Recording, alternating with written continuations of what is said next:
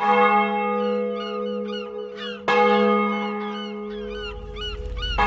Igreja da Lapa, qual é a música de órgão adequada a Dom Pedro? Se é que há. Bom, quer O que é que tocaria ao coração de Dom Pedro? Ao coração de Dom Pedro, é assim, Dom Pedro, curiosamente, foi um compositor, escreveu muita música, muita música. Portanto, ele tocava clarinete e essa música é surpreendentemente interessante. Quer dizer, não é um Beethoven, mas a música é agradável. Portanto, é uma música que ele escreve para grandes massas corais, os hinos, para qualquer coisa ele escrevia um hino. E isso demonstra muito também da personalidade que a pessoa tem. O seu nome? Filipe Veríssimo. O que é que faz aqui? Eu sou mestre de capela. Portanto, vou tocar um excerto da Tocata e Fuga em Ré menor daquele que é considerado por muitos o pai da música para órgão, que é Bach.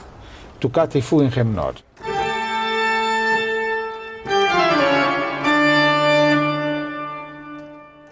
O coração foi doado por Dom Pedro à cidade do Porto. Foi entregue e depois esteve aqui na Capela Mor durante 2 anos com 2 sentinelas permanentes enquanto se construía o mausoléu, até que passou para ali onde está guardado.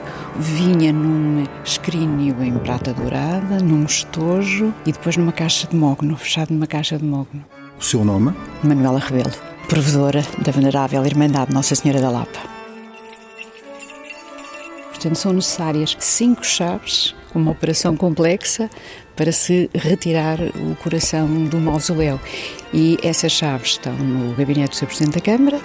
A Irmandade é fiel depositária desta relíquia, e uma relíquia com um valor simbólico enorme para a cidade e para o país. No fundo, Dom Pedro simbolizava a honra, a lealdade, a convicção, a liberdade, que são valores do Porto.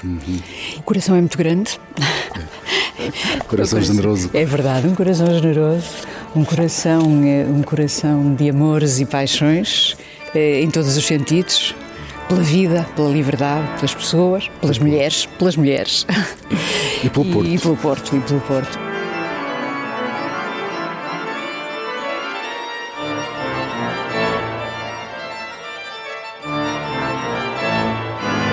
É a nossa intenção que, com alguma periodicidade, porque não se pode analisar a exposição do coração, mas com alguma periodicidade se possa exibir o coração. Estamos nesse sentido a trabalhar com o município do Porto. Qual foi a última vez? A última vez foi na ida para o Brasil. Em 22. Exatamente, foi na ida para o Brasil.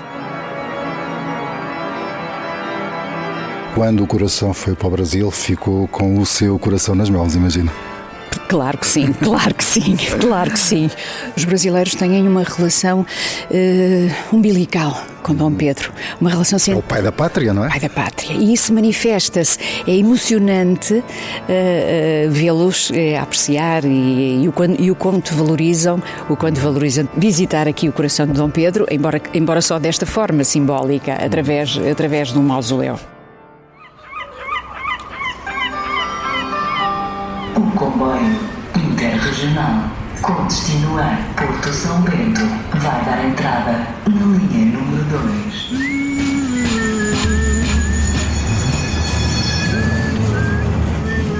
No meu tempo de menino e moço, esta rua estava cheia de pessoal. Muita canalha, não faltava canalha.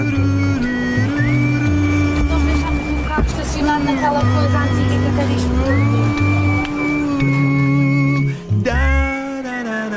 Senhoras e senhores, bem-vindos à Sala Sudia da Casa da Música.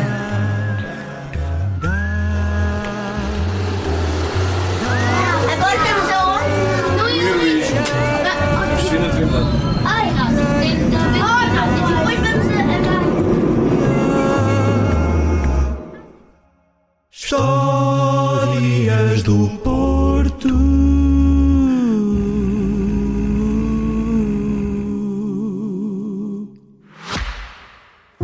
A Católica Porto Business School é parte da história do Porto e uma escola onde se criam histórias. A da Inês, nova aluna de gestão. A do Paulo, que lançou o seu negócio. A da Sofia, que viu a sua investigação premiada. Ao longo de quase 40 anos, a Católica Porto Business School criou histórias com visão global e humanista, atitude positiva, espírito empreendedor, conhecimento de excelência e ligação às organizações. Começámos no campus da Católica, no Porto, bem perto da Foz do Douro. E já chegámos a todo o mundo, levando sempre o Porto connosco. Hoje estamos entre as melhores escolas de negócios internacionais e somos a única no norte de Portugal com o estatuto Triple Crown. Vamos escrever a próxima página? Católica Porto Business School. Empower your future. Campo 24 de Agosto, Rua da Constituição, Rua do Heroísmo, Bairro do Cerco, Mercado Ferreira Borges, Praça do Exército Libertador. Podia continuar a enumerar uma série de referências toponímicas aos heróis e aos lugares da Revolução Liberal, iniciada em 1820 no Porto e que degenerou numa guerra fratricida entre Dom Miguel e Dom Pedro IV, o tal que legou o coração à cidade. Vem destes tempos conturbados o título de Antiga, muito nobre, sempre leal e invicta cidade do Porto. E o dragão, que se tornou símbolo do clube mais representativo da cidade e da região, também é uma referência da Revolução Liberal, como veremos adiante nas conversas com o historiador e arqueólogo Joel Cleto, convidado do episódio de hoje das Histórias do Porto. Joel, bem-vindo. Nós associamos a palavra revolução a uma ruptura abrupta dos poderes instituídos, perfeitamente balizada num curto espaço de tempo. Basta pensar, por exemplo, no 25 de Abril. Ora, no caso daquilo que a história classificou de Revolução Liberal, estamos a falar no mínimo de um período de 2 anos, entre a sublevação de 24 de agosto de 1820 e a publicação da Constituição de 23 de setembro de 1822, aquela que foi a nossa primeira Constituição. Mas, na verdade, aprendemos também na escola que a Revolução Liberal se estende até 1834, com a derrota do regime absolutista de Dom Miguel pelas tropas de Dom Pedro IV. Portanto, são 14 anos, no fundo é uma revolução de 14 anos.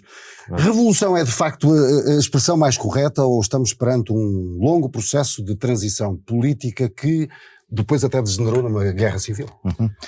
Carlos, em boa verdade, quando nós falamos numa revolução, estou perfeitamente de acordo com o que o Carlos disse, estamos perante algo que muda radicalmente. E estamos de acordo, e podemos já falar um bocadinho o que é que muda com o 24 de agosto de 1820 e depois o processo que se lhe segue. Quanto à questão do tempo, enfim, as revoluções podem de facto durar um período mais ou menos longo. Aqui, sim, se formos até 1834, é de facto muito tempo.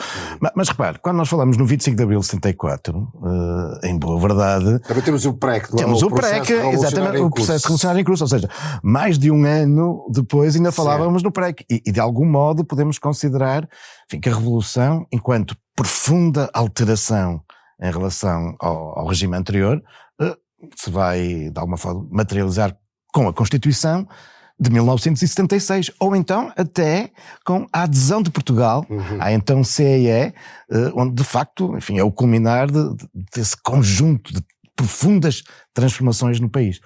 E é o que acontece, de facto, também em 1800 e 1820. Temos os acontecimentos militares, voltando aqui a comparar com o 25 de abril de 74, o 24 de agosto é o 25 de abril, mas depois temos todo o processo que nos vai conduzir, como o Carlos dizia, à primeira Constituição Portuguesa, já em 1822, e depois há os avanços, os recuos, toda a instabilidade típica de um processo revolucionário, de profunda transformação da sociedade, e que de facto se vai prolongar até o definitivo triunfo em 1834.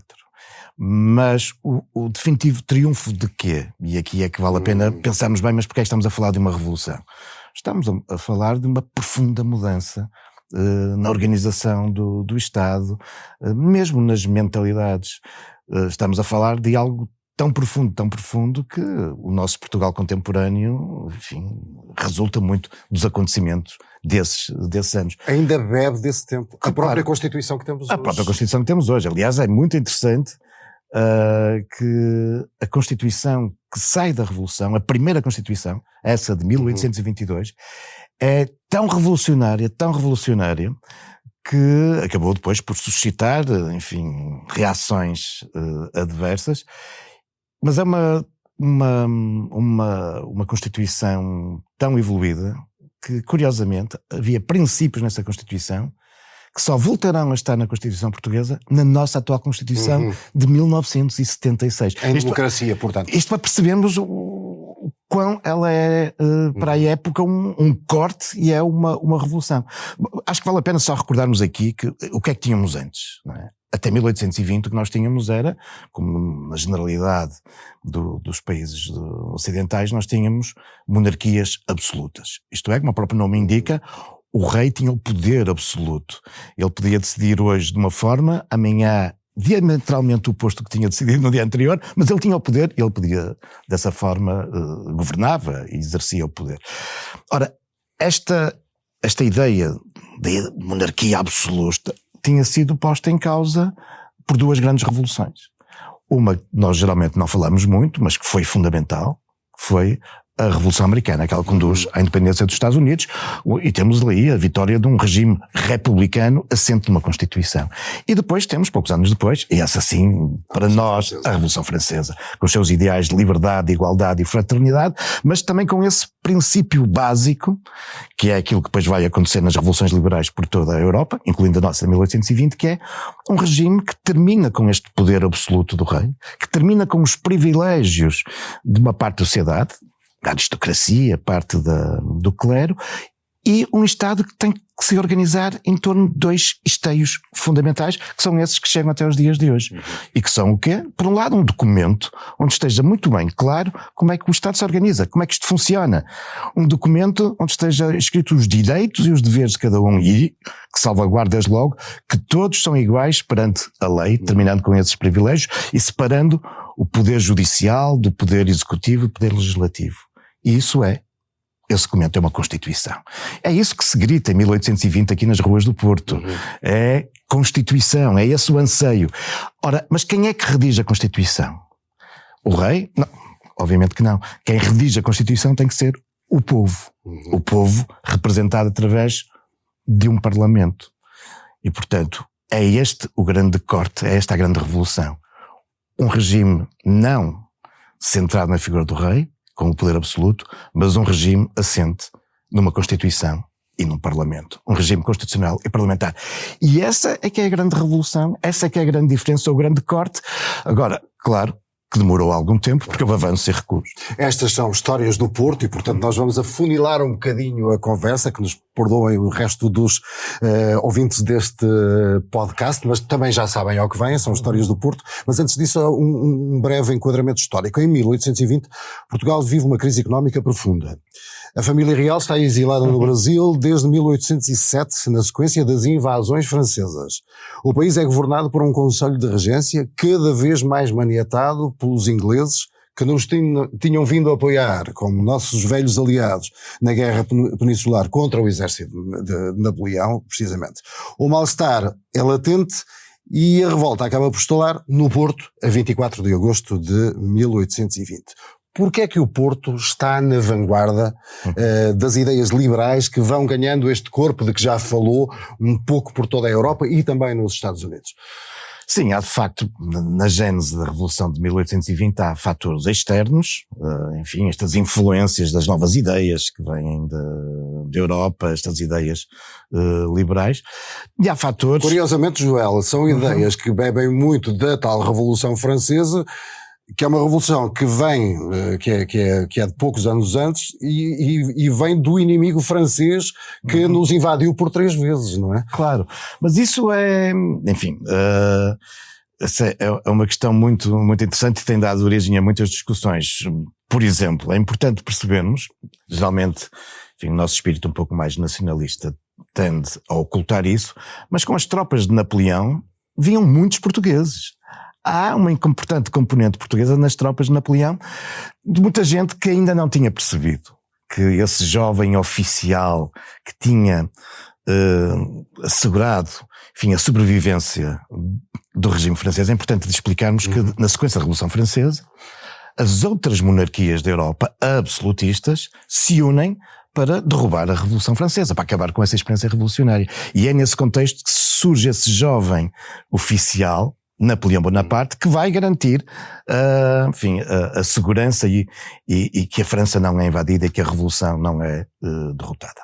Só que depois ele vai entrar numa espiral individualista, personalista, acaba por se considerar o imperador, institui o império e claro que fica para trás os ideais da Revolução Francesa. Mas há muita gente que, no entanto, olha para Napoleão como o homem que salvou a Revolução Francesa e que entende que a vinda das tropas napoleónicas é uma forma de trazer, e também trouxeram, alguns desses ideais para outros destinos. Bom, mas centramos ao Porto em 1820. Há de facto esse contexto internacional da divulgação das ideias liberais. Há esse contexto que o Carlos referia, que é fundamental, que é a profunda crise em que o país se encontra, e nomeadamente uma crise também comercial. E não podemos esquecer que o Porto sempre foi uma cidade que viveu do comércio e do mercado e dos mercadores. Nós tantas vezes repetimos o nome da cidade, às vezes esquecemos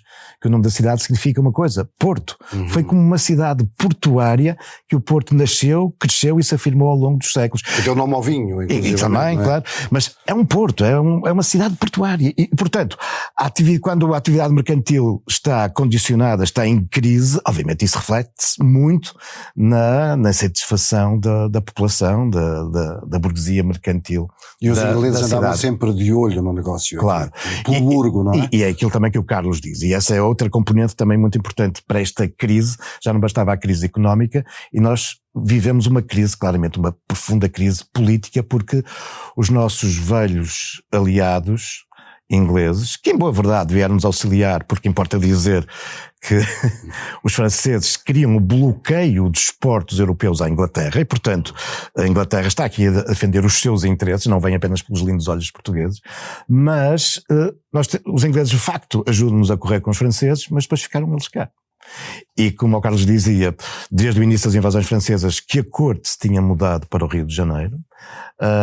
As invasões francesas tinham terminado aqui no território nacional em 1810, mas o clima tropical, os trópicos, pelos vistos, eram muito de agrado da corte e continuavam lá, e portanto havia, e perante esse vazio de um poder presente, claro que esta, digamos, regência inglesa, os ingleses dominavam o aparelho militar, o aparelho político, cada vez mais enfim, a economia do nosso país. Nós éramos um protetorado inglês, não mais do que isso, e isso, obviamente, foi também fazendo com que o descontentamento fosse se ingrando. Com um nome que já agora vamos referir aqui, que era William Beresford, que sim, era uma figura importante nesta história toda, neste caldo da altura. Exatamente, é Beresford que está à frente, digamos, na regência inglesa aqui de Portugal. E que chega a ir ao Brasil, ter com o rei Dom João VI para, de alguma forma, reforçar os seus poderes da regência em Portugal.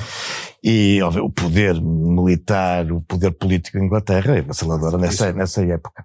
Mas é esta presença, este domínio inglês, que faz com que também muita gente, que nem era necessariamente adepto dessas ideias francesas, dessas ideias da liberdade, igualdade, fraternidade, mas que se vão juntando àqueles que, em torno destes ideais liberais, vão sonhando em correr com os ingleses e instaurar no nosso país uma monarquia liberal. Não vamos tão longe quanto foram os franceses ou os americanos de abdicar de um rei e instituir uma república, não ainda. De resto, isto é mais ou menos comum a toda a Europa, onde vão surgindo as monarquias liberais, que não é preciso chegarmos a uma república, vamos evoluir para um regime liberal, mantendo o rei, pelo menos por esta altura. E é assim que no Porto nós vamos ver um conjunto de homens, uma boa parte deles ligados às questões do direito da justiça. São juízes, são advogados. Estou a falar de Fernandes Tomás, que tinha um lugar de destaque no Tribunal da Relação do Porto. Estou a falar de Ferreira Borges, um conceituado advogado muito ligado às questões do comércio, virá a ser o autor do primeiro Código Administrativo, Código Comercial português. Caso de José de Silva Carvalho, também outro famoso jurista e advogado, virá a ser o primeiro presidente do Supremo Tribunal de Justiça. E depois vamos ver começar a surgir, junto a esse grupo que se vai reunindo secretamente nas ruas da Foz, e é curioso que nesta altura a Foz ainda não é Porto, ainda é uma povoação ali a umas léguas de distância do Porto, mas que já era um sítio de algum veraneio, de algum descanso, de alguma da elite da cidade. E também de conspiração. E vai se tornar um sítio de conspiração. É aí que estes homens do direito vão começar a juntar-se. Falamos dos homens do Sinédrio. O Sinédrio, exatamente. É essa instituição secreta. Desse organismo secreto que está a conspirar, exatamente, e que vai começar com as ideias liberais. Exatamente, com estes ideais liberais, constitucionais, parlamentares, e que vai começar a juntar-se também alguns homens ligados ao comércio, comerciantes da cidade. A burguesia da cidade. Exatamente, que não é tanto, juntam-se não tanto, lá está, por esta questão política e ideológica, mas porque vivem esta crise económica, vivem este grande condicionamento comercial, esta concorrência dos ingleses, e que por isso estão com alguma esperança de uma transformação, lá está, de uma revolução, que não tem que ser necessariamente a revolução ideológica, mas uma revolução neste caso, ligado do ponto de vista político e do quadro económico do país. E por isso este Sinédrio vai crescendo, nunca foi um grupo muito numeroso, senão, enfim, correria também algum risco, mas vai ser fundamental. Ele surge, tem ali por volta de 1818,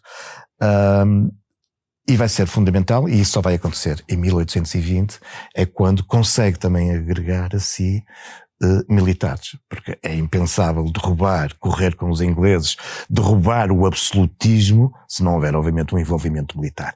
E é exatamente quando conseguem o envolvimento militar que conseguem ter, então, as condições para, pela força das armas, derrubarem o regime. Coisa que acontece a 24 de agosto de 1820. Há uma ligação forte do Sinédrio a figuras da maçonaria também, não é? A maçonaria está muito presente nesta Revolução Liberal. O Sinédrio não é, desse ponto de vista, uma organização maçónica, porque sabemos que havia muitos elementos que não pertenciam à maçonaria, mas é inegável que a maçonaria tem ali um peso importante. Há muita gente da maçonaria envolvida na Revolução de 24 de agosto de 1820. Enfim, a maçonaria era exatamente uma instituição que bebia muito destas ideias que vinham desde o século XVIII, o século das luzes, do iluminismo, do pensamento científico e pensamento social que haviam desembocado, obviamente, na Revolução Francesa. E, portanto... curiosamente aqui, no caso português, a maçonaria e este movimento do Sinédrio não afrontava muito aquilo que se chamava a religião na altura. Não, claro que sim, não. Ou seja, quando se estabelecem os parâmetros daquilo que deve ser o liberalismo em Portugal, o rei está lá, portanto deixa-se bem claro que há um apoio ao rei e à religião, entenda-se, Igreja Católica. Sim, nossa primeira Constituição, a Constituição de 1822, que se calhar ainda podemos vir a falar, é completamente clara, assumindo que a religião católica é a religião oficial. É a religião do Estado. Mas ainda não há uma laicidade aqui, pois não? Ainda não estamos a falar... Não, e sim, os principais líderes da Revolução de 1820 e depois, com o seu definitivo triunfo, 14 anos depois, em 1834, são muito anticlericais. Mas, Carlos, eles são contra a instituição Igreja, mas não contra a fé católica. 99,9% deles seriam católicos. Agora, eles têm umas contas a ajustar com a instituição Igreja, que tinha sido, particularmente durante o período da Guerra Civil, que ainda vamos falar, mas tinham sido um importante apoio aos absolutistas, aos miguelistas, embora existissem também algumas figuras religiosas que estivessem do lado dos liberais.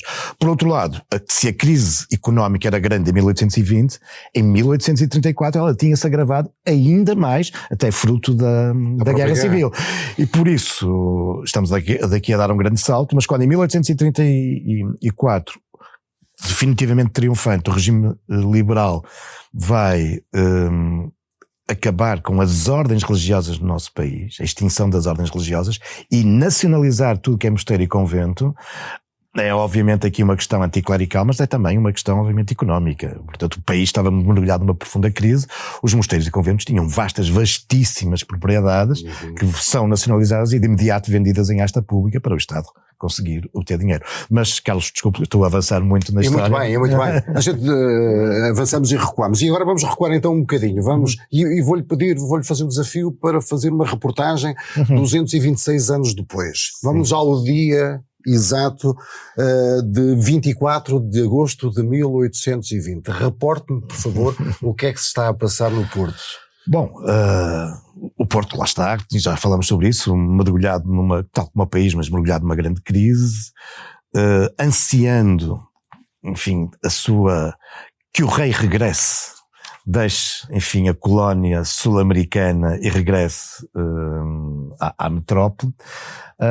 Este peso evidente dos ingleses do ponto de vista político, militar e económico, e é um Porto que está numa profunda crise, mas onde este grupo clandestino, o Sinédrio, reuniu as condições então para procurar derrubar o regime.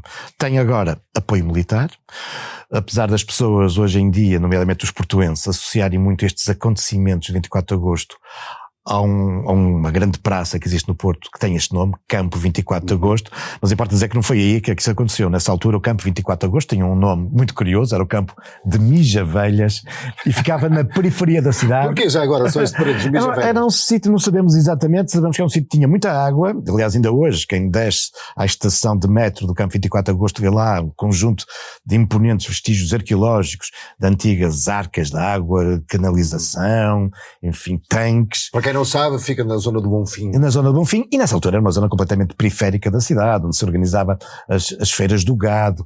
Essa praça depois ficou com o nome 24 de Agosto porque a Câmara, a determinada altura, decidiu que deveria haver um grande espaço, um espaço imponente da cidade, que deveria perpetuar a cidade, e por isso foi dado ao nome de Campo de Mijavelhas, foi dado o nome de Campo 24 de Agosto. Era muito giro. Também se chamava, a determinada altura, Campo Grande. Okay. Havia um Campo Grande no Porto, tal como havia também um Campo Pequeno, sim, que é o atual lado da maternidade. Mas os acontecimentos deram-se nesse dia 24 de agosto, vão-se dar no recinto onde, de resto, durante todo o século XIX e ainda no século XX, vão ter lugar os principais acontecimentos políticos e militares na cidade do Porto. Ou seja, num outro campo, o Campo de Santo Ovídio, que nós hoje chamamos Praça da República. Que também nada tem a ver com o Santo Ovídio de Gaia, não é? Não tinha a ver lá com uma capelinha que existia, que entretanto foi demolida, que era de uma rica casa aristocrática que lá existia. Olha, onde casou o Essa Queiroz. O Essa Queiroz casou na capela de Santo Ovídio. Mas era lá no Campo de Santo Ovídio que ficava, e fica ainda hoje, o grande quartel militar da cidade. E, portanto, hoje Praça da República. Hoje Praça da República, e o quartel que mantém o mesmo nome, Quartel de Santo Ovídio.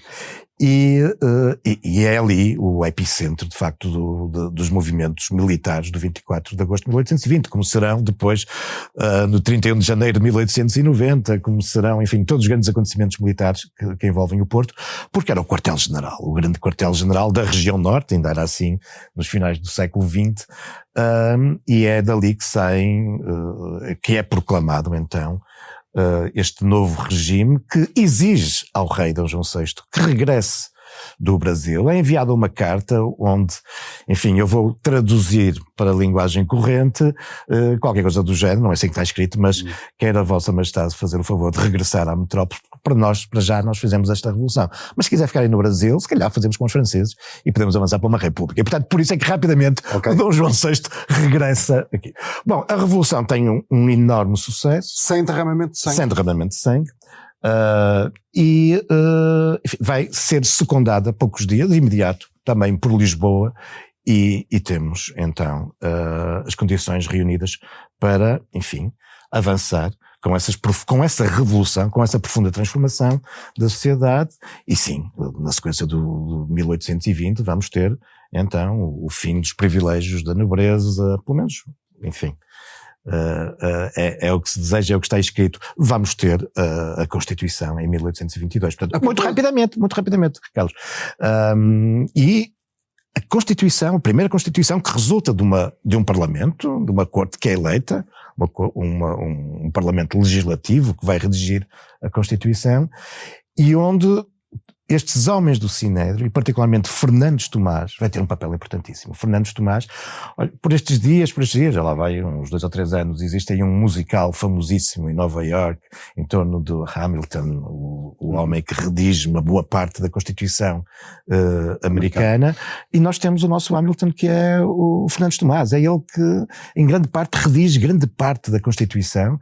Aliás, ele morre poucos dias depois da Constituição de 1822 ser aprovado, e há muita gente que diz que ele morre completamente extenuado, enfim, de todo o trabalho que faz para a redação da Constituição de 1822.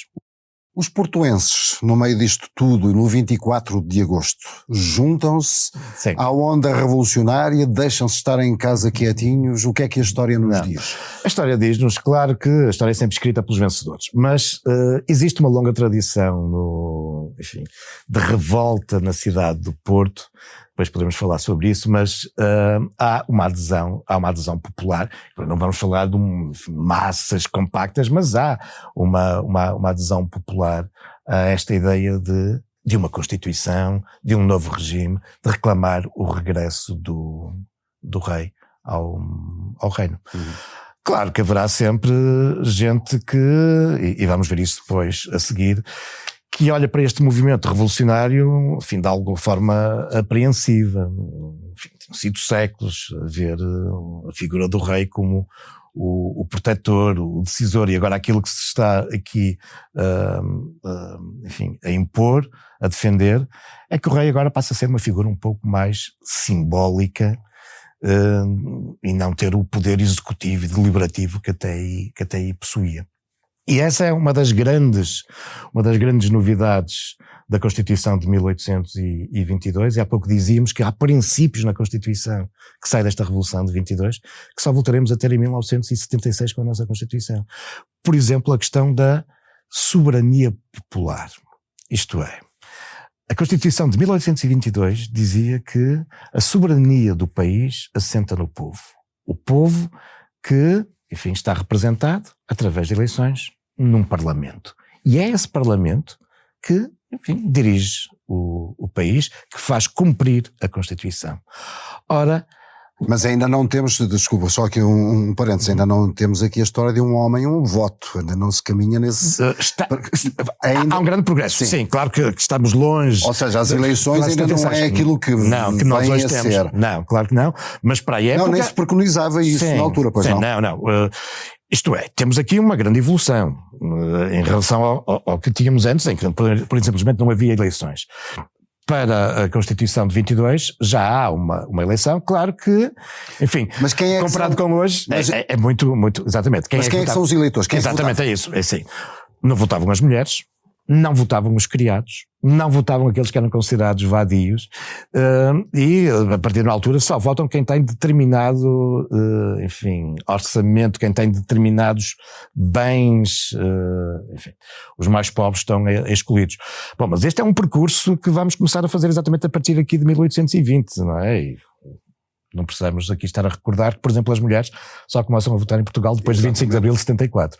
E, portanto, houve um longo processo que começa aqui, de quando falamos em eleições gerais e universais, este universal, obviamente, foi mudando, foi evoluindo ao longo dos tempos. Mas a questão da soberania popular vai cair muito rapidamente.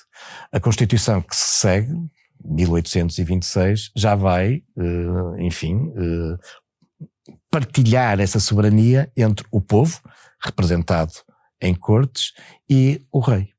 Curiosamente, a Constituição de 1911, já com a República, não regressa à Constituição de 1822 e, sim, a soberania é popular, é do povo, mas o Presidente da República tem ali um papel importante.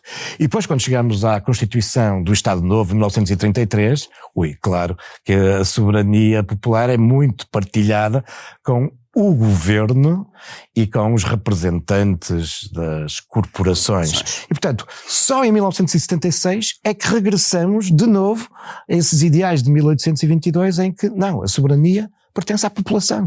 A soberania do país pertence ao povo, representado num parlamento eleito por toda a população. Ou seja, deixámos de falar num regime liberal e passámos a falar de uma democracia, basicamente. Sim, e verdadeiramente, isto é de facto o povo que é soberano e não precisa de partilhar esse poder com um presidente, um rei ou um governo. Não.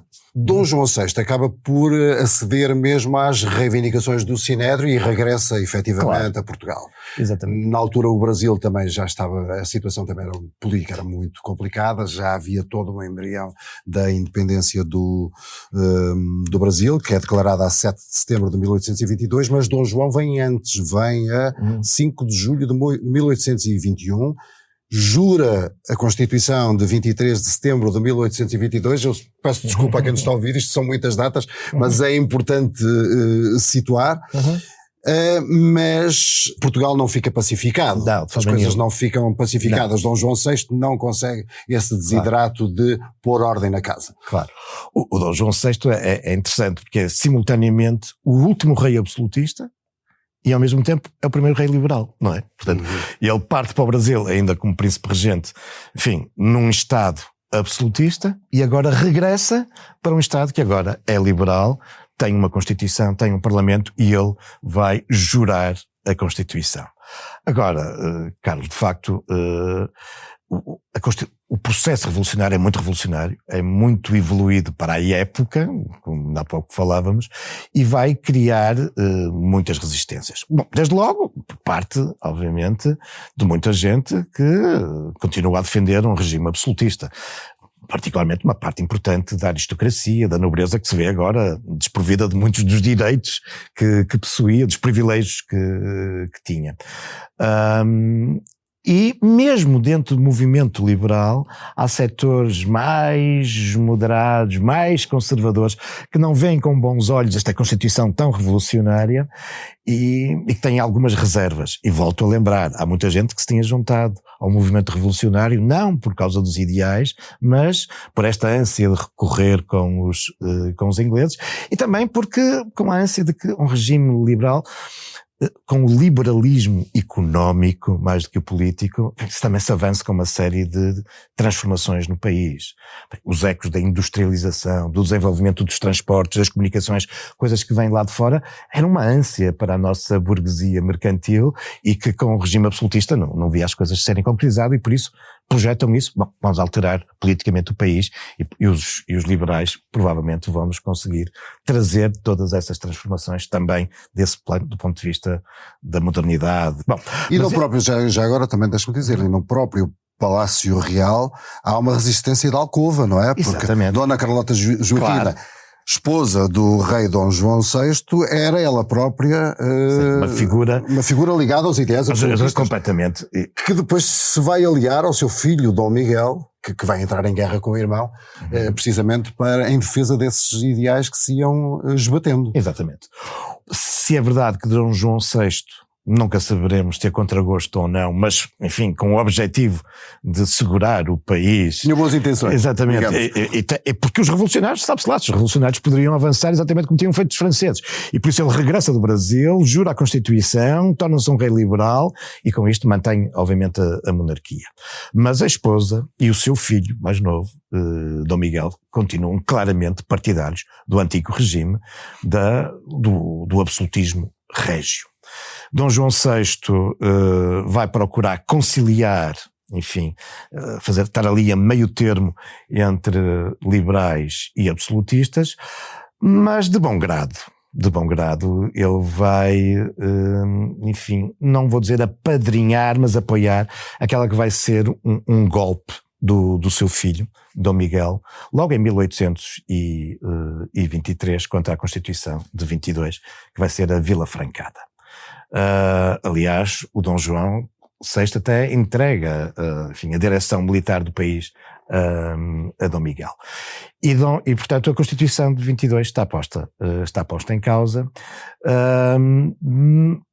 mas mesmo assim, mesmo assim, Dom Miguel vai entender que ainda não é, este recuo do pai em relação aos ideais liberais ainda não é suficiente.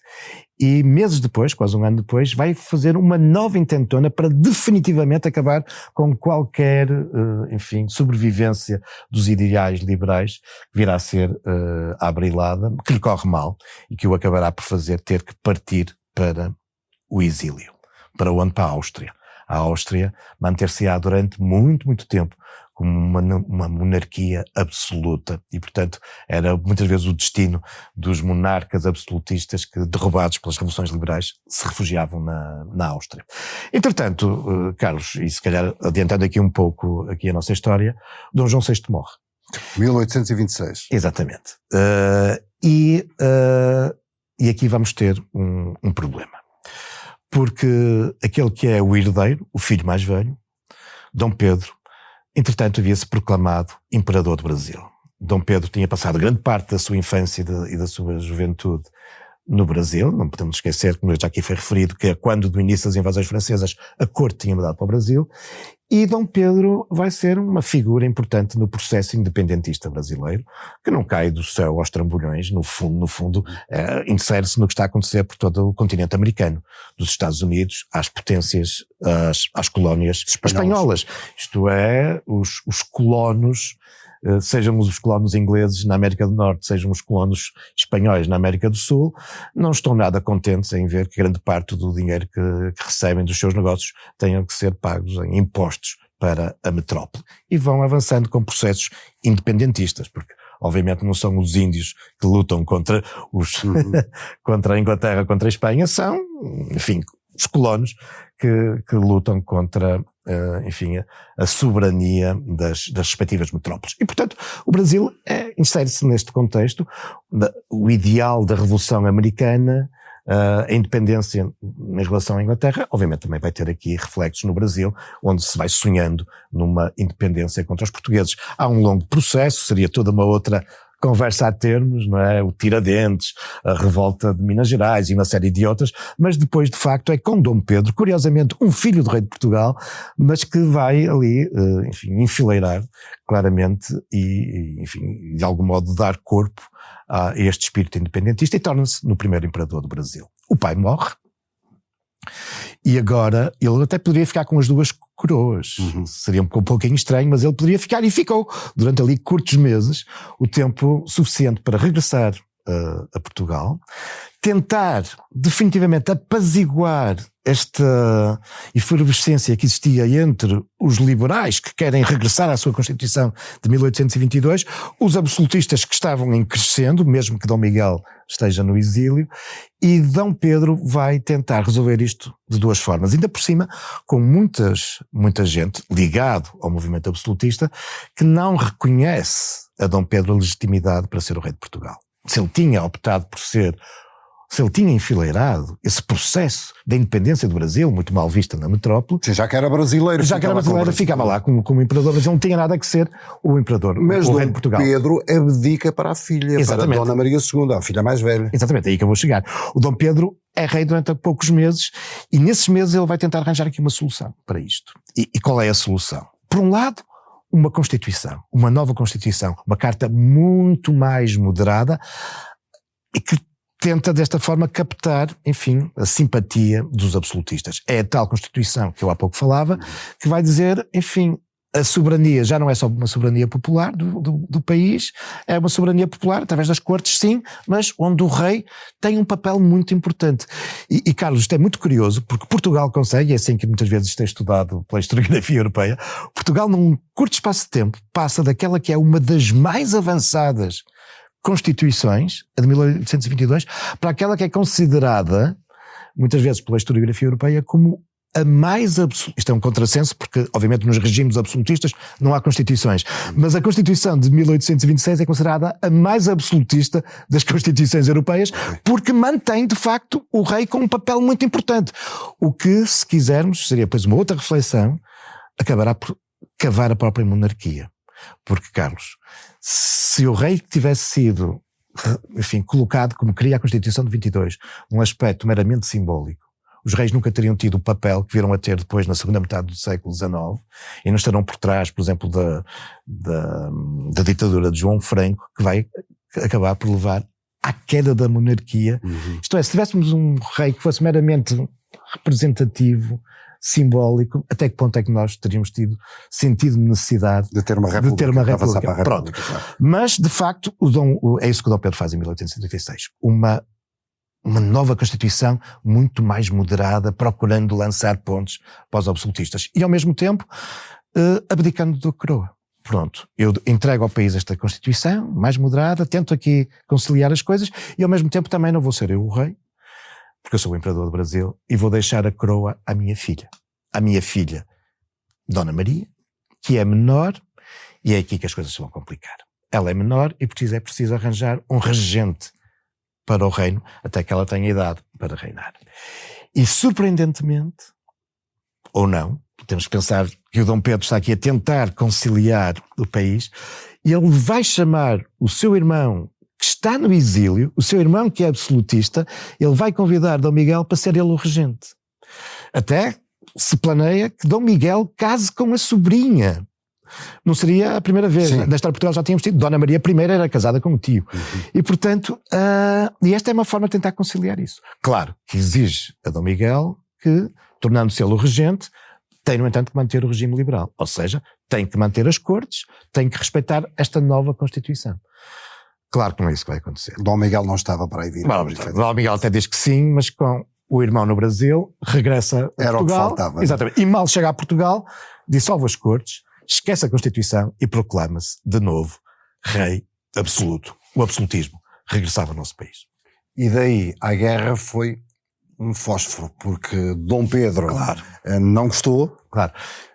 E fez-se ao mar. Exatamente, mas antes temos de falar aqui do Porto outra vez. Sim, porque é para o Porto que ele vem e vamos chegar ao cerco do Porto, onde vamos dedicar já a parte final deste nosso programa. Mas já antes, com Dom Miguel a proclamar-se rei absoluto, em 1827 o Porto revolta-se contra a regência de Dom Miguel. Portanto, o Dom Pedro ainda está no Brasil e os liberais, a partir do Porto, o Porto que tinha feito a Revolução Liberal de 1820, o Porto que está muito por trás da Constituição de 1822, agora com o Dom Miguel a proclamar-se de novo rei absoluto, é a partir do Porto que temos uma grande revolta contra o absolutismo de Dom Miguel. Uma revolta que nos primeiros dias corre muito bem, avança rapidamente até Aveiro, mas depois há, enfim, o contra-ataque de Dom Miguel e isto termina tragicamente com uma grande fuga. Alguns de barcos, outros pelo Gerês, outros optam por não fugir, acabarão por ser presos, julgados, condenados à morte e executados. São os famosos mártires da liberdade. Bem no centro da cidade do Porto, monumento a Dom Pedro IV, ele está lá em cima do cavalo a segurar a Constituição, a Carta Constitucional. Na Praça da Liberdade. Na Praça da Liberdade, que já se chamou Praça Dom Pedro. Aliados. Exatamente. Que já se chamou Praça Dom Pedro.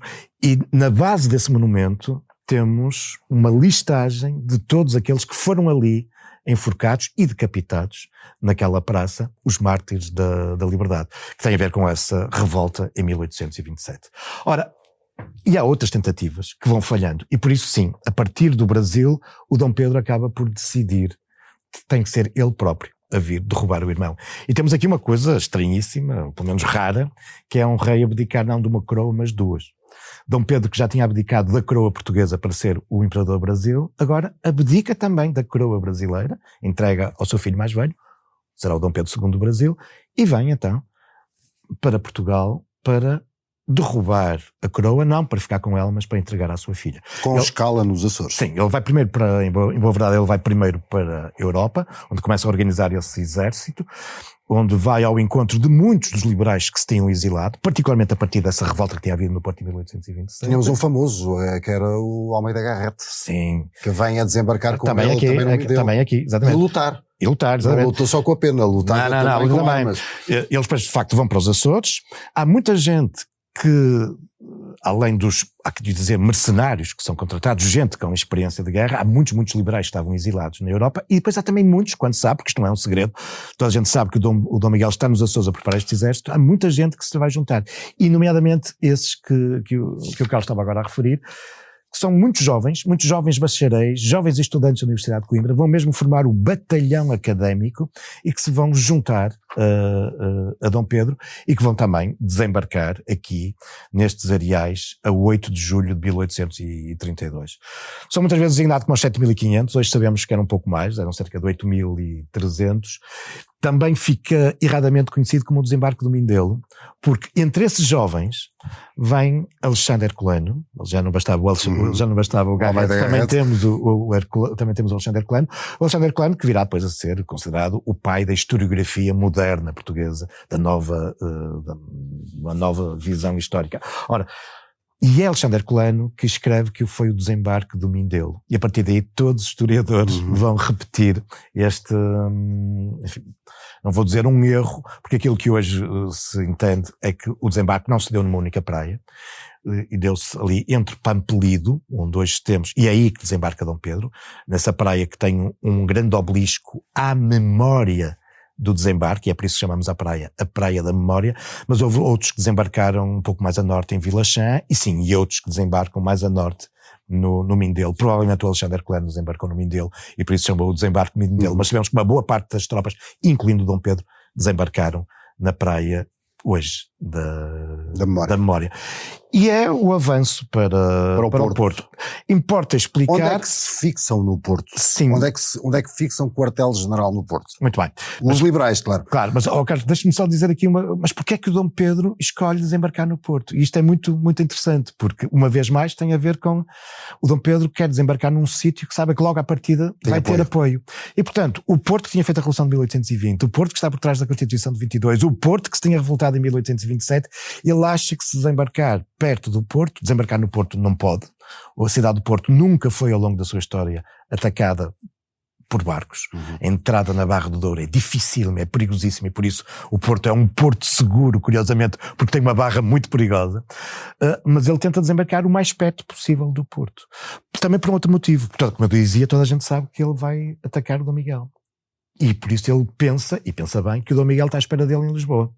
E pensa bem que o Dom Miguel está a levar todas as tropas para Lisboa, e por isso troca-lhe as voltas e desembarca no Porto, que deve estar muito mais desmilitarizado, e sim, e também conta com o apoio do Porto. E de facto, pelo menos com base nas descrições da época, o apoio do Porto vai ser incrível. Portanto, ele desembarca no dia 8, entra no Porto no dia 9 de julho, ele vem ali por Custóias, Carvalhito, por isso é que Carvalhito se chama, como o Carlos dizia na introdução a este programa, Praça do Exército Libertador, e entra, ainda não existia a Rua Oliveira Monteiro, entra por aquela rua que hoje se chama sintomaticamente Rua 9 de Julho, porque foi no dia 9 de julho que entram na cidade de Porto, uma vez mais sem dar um único tiro, com a ponta das armas enfeitadas com hortênsias, os cravos vermelhos ainda vão ter que esperar um bocadinho.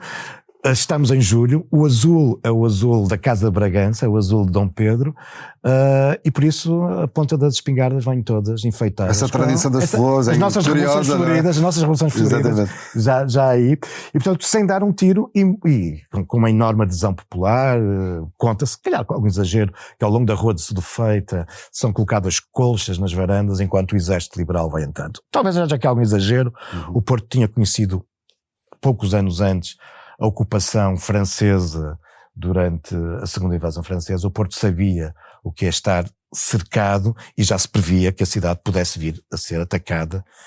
E se calhar não se imaginava na altura que esse ataque iria durar 13 meses. O famoso cerco do Porto. Porque se é verdade que os liberais não são atacados durante o desembarque, porque os absolutistas têm poucos efetivos militares, se é verdade que eles saem rapidamente da cidade e por isso os liberais entram sem dar um único tiro, também não deixa de ser verdade que depois muito rapidamente, esperando os reforços que também muito rapidamente vêm do sul, eles conseguem estabelecer um cerco ao Porto, um cerco que vai durar 13 meses. E como é que 7.500, 8.300, entretanto corrigido esse valor, resistem durante 13 meses a um exército que se fala que teria 70 mil homens? Sim, também aí provavelmente aí também existe algum exagero. Sim, mas a desproporção de forças era notória. Sabemos que há ocasiões em que serão pelo menos cerca de 40 mil, não é? Contra esses 8.300.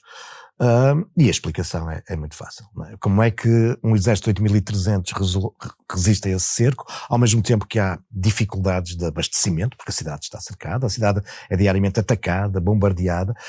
Como há dificuldade de abastecimento, há subnutrição, a população está subnutrida, depois vão proliferar doenças, pestes, a cólera, o tifo, morre imensa gente, ainda não temos cemitérios, o cemitério será depois uma criação do regime liberal, as pessoas são enterradas dentro das igrejas ainda, e sabemos que a partir de determinada altura as igrejas no Porto são incapazes de dar vazão, começam a ser pessoas enterradas no adro das igrejas, ou em vala comum. Sim, também, há várias valas comuns, nestes últimos anos a arqueologia na cidade tem encontrado muitas valas comuns dessa época. E de facto, como é que é possível? Como é que 8.000 homens resistem a isto? Porque de facto não são 8.000. São 8.000, mas uma grande parte da cidade do Porto que se coloca ao lado de Dom Pedro. E que combate ao lado de Dom Pedro. Equilibrando as coisas e fazendo com que 13 meses depois, não só Dom Miguel não consegue ocupar a cidade, como pelo contrário, são os liberais que conseguem romper o cerco. E por isso é que Dom Pedro vai ficar com essa dívida eterna ao Porto. Ele tem a clara consciência que se os cidadãos do Porto não se tivessem juntado a ele não teria conseguido resistir ao cerco do Porto. E é ele que junta o invicta, a palavra invicta, sim, ele vai fazer... à expressão que é hoje, a grande expressão que de grande garbo dos portuenses, a tal antiga, muito nobre, sempre de ali invicta, a cidade do Porto. Ele junta-lhe o invicta. E o invicta porquê? Porque a cidade do Porto foi invencível. Não é? Mas o Dom Pedro faz muitas outras coisas para agradecer à cidade. Durante um ano. Ele durante um ano faz imensas coisas. E se o Carlos me perguntar, mas porquê é que só faz durante um ano? Porque o cerco do Porto foi mesmo terrível. E ele vinha já adoentado do Brasil e as condições, mesmo para o rei, as condições no Porto são muito funestas e o estado de saúde dele vai se agravar imenso. Eu há bocado perguntei-lhe, ele só sobrevive. Não me responderam onde é que ele onde é que eles estão? Exatamente. Quando os 8.000 homens entram na cidade, enfim, agora onde acortelar tanta gente? Curiosamente não, sintomaticamente, dada a fama anticlerical dos liberais, os monges e frades tinham abandonado os mosteiros. E por isso, muito facilmente, o exército liberal vai se fixar no convento de São Francisco, no convento dos Grilos, é onde o Almeida Garrett passará grande parte do tempo. Portanto, muitos dos antigos conventos são ocupados. O Dom Miguel opta por aquele que é desculpa. O Dom Pedro opta por aquele que é um dos grandes palácios da cidade e que, curiosamente, anos antes, já durante as invasões francesas, o sulto, o Marechal Napoleão tinha utilizado e depois o Wellington, que corre com os franceses, também tinha utilizado esse palácio e o Dom Pedro vai, num primeiro momento, instalar-se lá com o seu Estado-Maior. Estou a falar do Palácio dos Carrancas, que é hoje o Museu Nacional Soares dos Reis. Só que tem um problema, está muito próximo das margens do Douro. E quando, poucos dias depois, o cerco se aperta à cidade e os absolutistas colocam um grande canhão no castelo de Gaia, em frente a Miragaia... Canhão que tem um nome... Sim, é um nome francês, agora confesso que agora não me recordo, mas é uma peça que, felizmente para os liberais, os absolutistas nunca conseguiram afinar. Mesmo assim foi terrível, mas se eles tivessem afinado, enfim, os bombardeamentos sobre o Porto teriam sido muito, muito mais nefastos.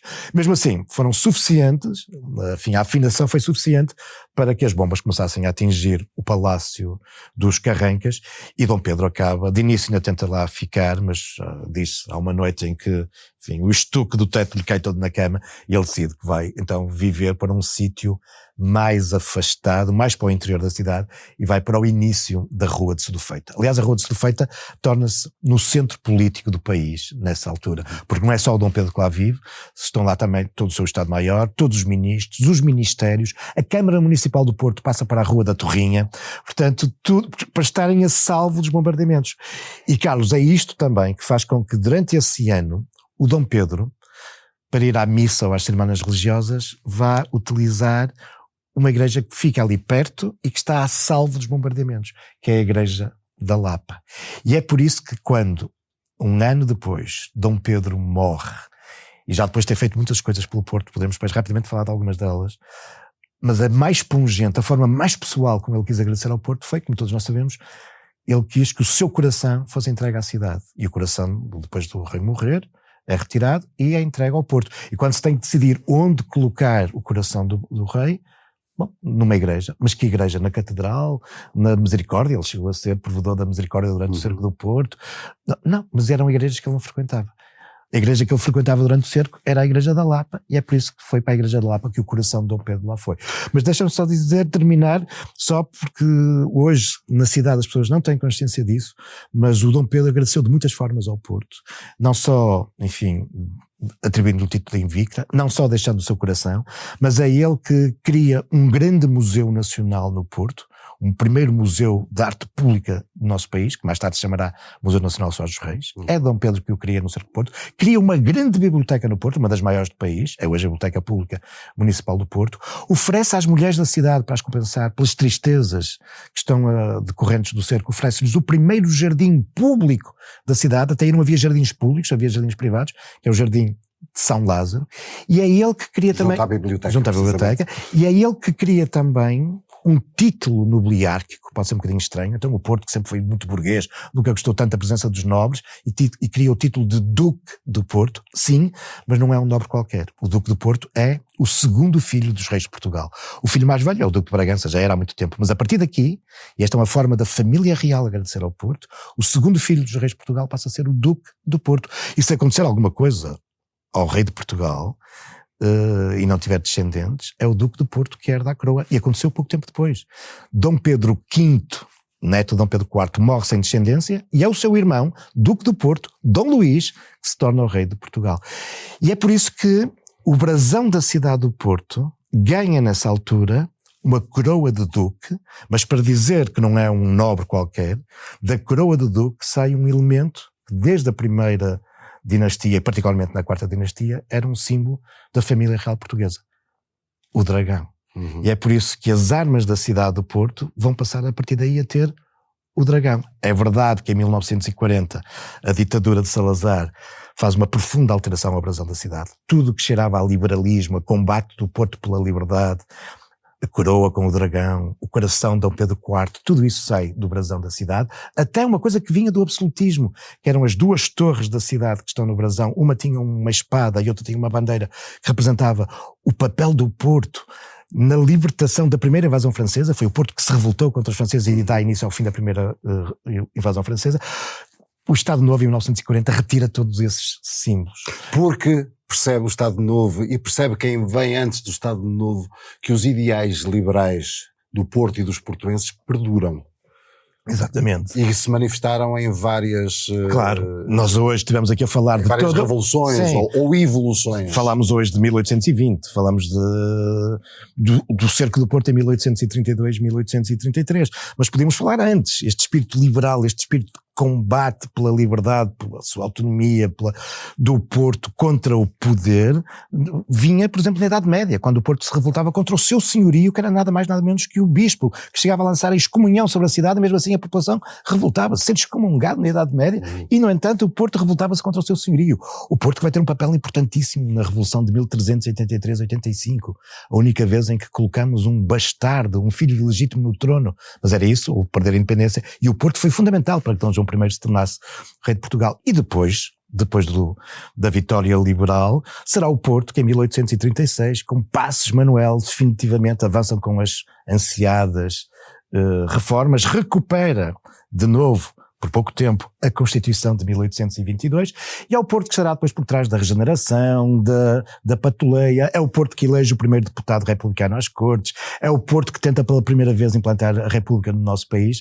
Sim, este espírito republicano do Porto, republicano não, este espírito liberal contra, enfim, o poder e as injustiças, que, Carlos, se calhar para terminar, que se vai manifestar pela última vez poucos meses depois do 28 de maio de 1926. Em 28 de maio de 1926, toda esta tradição liberal é posta em causa, com a instauração da ditadura militar, e a 3 de fevereiro de 27, o Porto revolta-se, o Porto é de novo cercado, bombardeado, mas desta vez vai falhar, e a ditadura ficará aí durante os 50 anos seguintes. E assim termina mais uma história do Porto, contada hoje pelo historiador Joel Cleto. Este é um podcast da autoria de Carlos Rico, com sonorização de Salomé Rita, genérico original das vozes da rádio, coordenação de Joana Beleza, direção de Bernardo Ferrão. Siga-nos nas habituais plataformas de podcast e nas redes sociais da SIC Notícias. Histórias do Porto.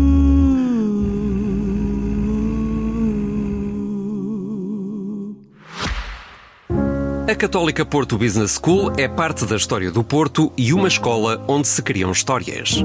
A da Inês, nova aluna de gestão. A do Paulo, que lançou o seu negócio. A da Sofia, que viu a sua investigação premiada. Ao longo de quase 40 anos, a Católica Porto Business School criou histórias com visão global e humanista, atitude positiva, espírito empreendedor, conhecimento de excelência e ligação às organizações. Começámos no campus da Católica, no Porto, bem perto da Foz do Douro. E já chegámos a todo o mundo, levando sempre o Porto connosco. Hoje estamos entre as melhores escolas de negócios internacionais e somos a única no norte de Portugal com o estatuto Triple Crown. Vamos escrever a próxima página? Católica Porto Business School. Empower your future.